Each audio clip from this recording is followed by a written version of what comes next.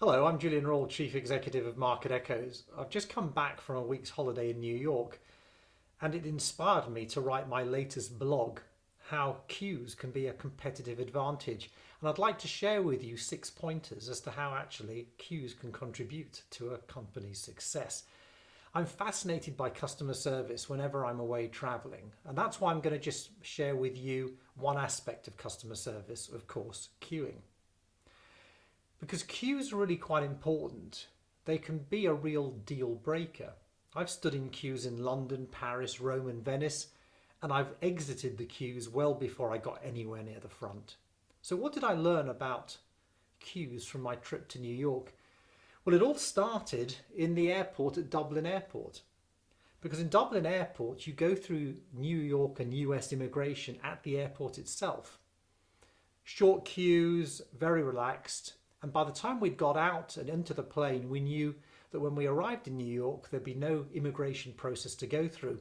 So we already had a good view of our airline, Aer Lingus, a form of competitive advantage for them.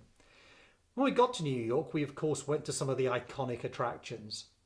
Firstly, we visited Ellis Island and the Statue of Liberty, a one-day trip that requires 3 ferries as part of it. There were huge amounts of people when we arrived. Yet we never queued for more than 15 minutes for any ferry. Why? Because they were full of people whose job it was to move the queues smoothly forward. They were moving us along, chivvying us along, but in a friendly and confident manner. Everybody was happy to follow their instructions, and the queues just seemed to disappear in front of you. We also went to the Empire State Building. Transport's needed there as well. Lifts, or as some people call them, elevators. Again, lots of people going, but we never really queued at all.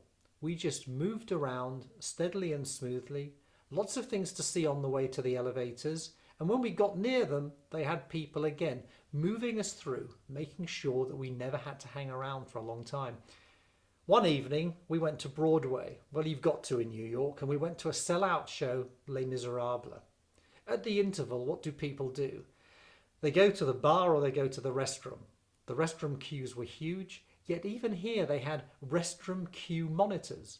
So people were moved through in small groups, and well before the end of the interval, everybody who needed to had gone through the restroom queue. At the end of the performance, we went outside, and there many of the cast were ready to sign autographs, have selfies done with fans. Every fan who wanted something got that.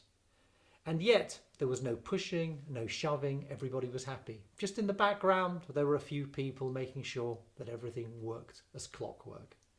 So, what can we learn about queuing from all this? Number one, queues can be a deal maker as well as a deal breaker. Number two, understand the service bottlenecks in your systems. Because if you understand the service bottlenecks, you can do something about them. Number three, always train your staff to deal effectively and in a friendly manner with the service bottlenecks. Number four, and this is quite an important one, try and understand your competitors' service bottlenecks and exploit them. Number five, there's nothing wrong with training your customers. If your customers understand what they need to do, they will be more effective in terms of helping you to manage the queues. And number six, remember this. Queue management can be a deal maker. Queues can be a deal breaker. At Market Echoes, we can help you to understand your service bottlenecks and what you might want to do about them. Please get in touch so we can perhaps assist you in getting through your service bottlenecks.